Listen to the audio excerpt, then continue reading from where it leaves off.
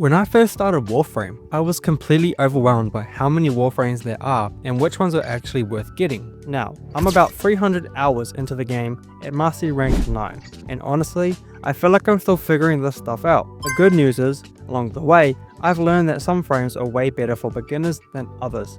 So, in this video, I'm breaking down 5 Warframes I would farm early, and one I'll definitely leave until you're deeper into the star chart.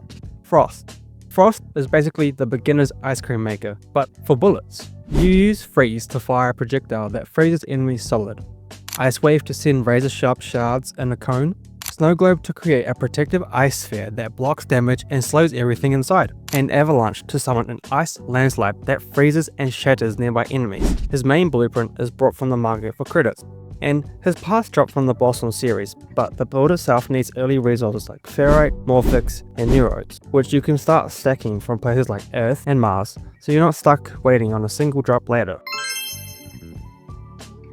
Loki. Loki's basically built for stealth and trickster play. Decoy creates a holographic clone that distracts enemies, Invisibility makes you completely undetectable for stealth kills, Switch Teleport lets you swap places with enemies or allies, and Radial Disarm permanently disarms and stuns nearby enemies. You can buy his main blueprint from the market as well. His component blueprints drop from the Hyena pack on Neptune. And to build him, you'll need things like an Oracle Cell, plus common resources like Alloy Plate and Hydroids. So grab those Oracle Cells whenever you see boss nodes that drop them.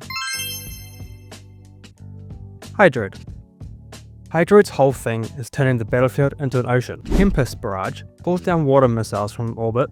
Tidal Surge transforms him into a steering water wave that pulls enemies in. Plunder staggers enemies and permanently strips armor while giving you buffs. And Tentacle Swarm summons tentacles that grab and immobilize everything in the area.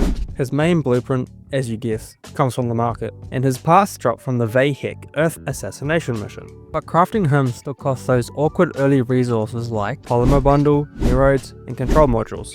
So running missions on places like Earth, Venus, and Neptune while you progress will quietly farm almost everything you need. If you're a newer player and Warframe feels overwhelming, subscribe for more simple guides like this. I'm around Mastery Rank 9 and sharing what I wish I had known earlier. Vauban.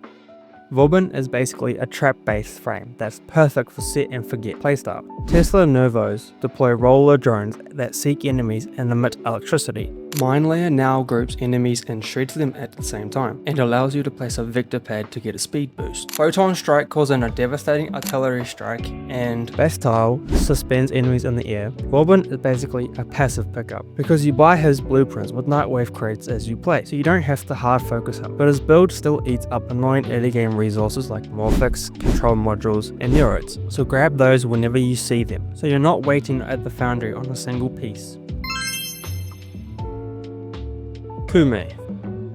Koumei is built around pure lock mechanics. Now, I don't want to get these wrong, so I'm just going to refer to her abilities by the number. Her first weaves Threads of Destinies that inflict random elemental status effects. Her second presents luck-based challenges that grant random buffs or debuffs. Her third gives a 50% chance to dodge death, and her fourth, Puppet ability, disables enemies while dealing randomized damage and status effects. Her blueprints can all drop from the Sire's Vision defense, with each one having a 4.09% chance to drop at the end of the mission. Or you can skip the RNG and buy them from Koumei's Shrine in Cetus for 330 Fate Pearls. Fate Pearls come from completing Sire's Visions runs, so you'll naturally stack them while you're farming. The confusing part is crafting her blueprints, because each blueprint wants resources from the planes of Eidolon. Her Neuroptics need 50 Hydroid. Her chassis needs 10 Devars that you turn into 10 Escher Devars. You can get the blueprint from that from Old Man Sunback, plus 30 Crocodile from Grenier Camps. And her systems need 10 Azurite that convert into Tear Azurite using another Sunbat blueprint. So nothing here is impossible,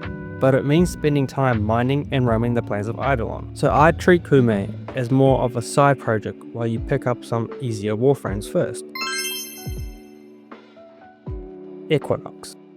Equinox looks super cool with the whole day and night theme, but she's a trap for beginners. Metamorphosis allows you to switch forms from day to night, night form having increased armor and day form having increased speed and damage. Rest and Rage allows you to put an enemy to sleep in night form, or in day form your target is more vulnerable to damage. Pacify and Provoke in night form reduces damage inflicted by enemies, and in day form it increases ability strength. Mend and Maim in night form you replenish shields of you and nearby allies for each enemy kill. In day form you could pretty much send a nuke once you got a certain amount of kills. She's got this whole two personalities thing where her abilities swap depending on whether it's day or night form, and honestly that's way more complex than you need when you're just trying to figure out the basics. Her blueprints drop from Tile Rigger on Uranus, and each part has a pretty low chance to drop. On top of that, you need to build both day and night aspects separately, then fuse them into the final frame, which means you're doing that low chance farm multiple times. Depending on your luck, that can mean a lot of runs for just one frame, plus all the bonus costs of Oracle Cells and Neuroids, so most new players are better off farming easier Warframes first. I've also played a week as Equinox, so I'll link that video in the top right so you can check that out and see how that went.